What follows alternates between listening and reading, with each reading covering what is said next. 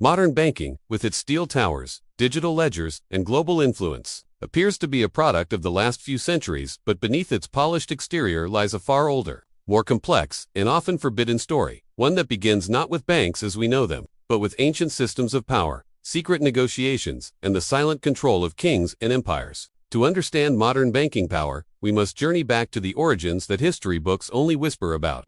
Centuries before the first official banks, early forms of financial control were already shaping societies.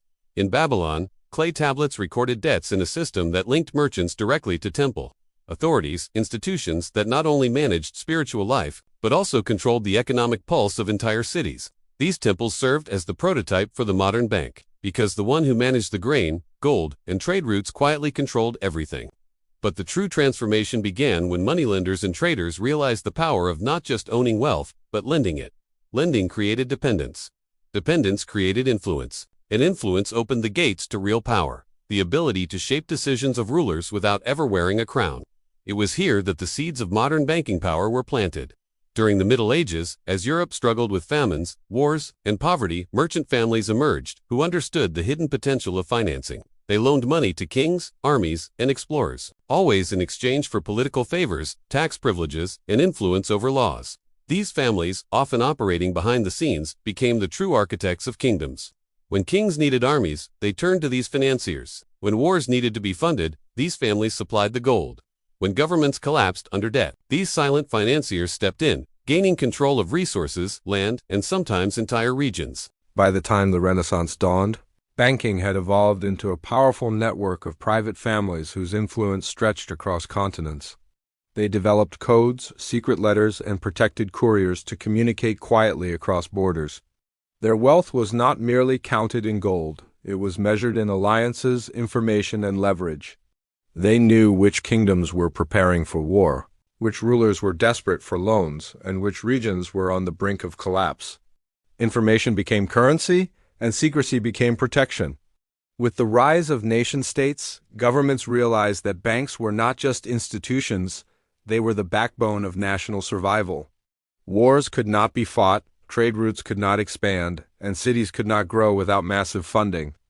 This need pushed governments into the arms of powerful bankers. State banks were formed not out of noble intent, but out of necessity.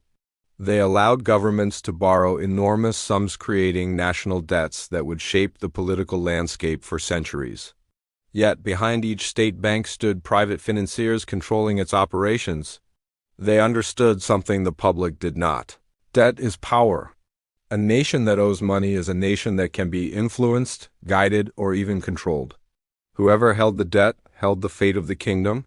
As the Industrial Revolution took over the world, banking power evolved again.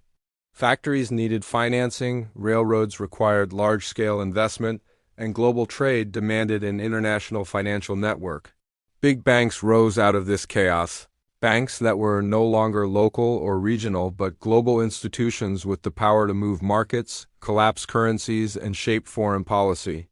While the public believed banks existed to protect their money, the real purpose ran deeper. Banks existed to keep money in constant motion, flowing through systems designed to benefit the few who controlled them. Interest, credit, and debt, three inventions perfected over centuries, became the tools through which modern banking power operated. In the 20th century, central banks emerged as the ultimate authority. With the power to print money, manipulate interest rates, and regulate financial markets, they became the silent engines behind national economies. But their origins, too, were tied to private interests, global crises, and strategic decisions made in smoke-filled rooms, far from public oversight. They were created to stabilize economies, but also to protect the wealth and influence of elites who had shaped the financial world for generations. Today, digital technology has taken banking to a new level. Transactions move at lightning speed across borders. Global markets shift with a single announcement. Cryptocurrencies challenge traditional systems. And yet, the same old principles still apply. Control the flow of money, and you control the world. The origins of modern banking power remain forbidden, not because they are mythical, but because they expose a truth that many still overlook. Wealth alone does not create power. True power comes from the ability to influence decisions, shape economies, and determine the direction of nations, all without stepping into the spotlight. Modern banking is not merely a financial system. It is a legacy of secret agreements, strategic alliances, and centuries of influence built quietly, patiently, and deliberately. Understanding its origins means understanding the invisible networks that continue to shape global power today.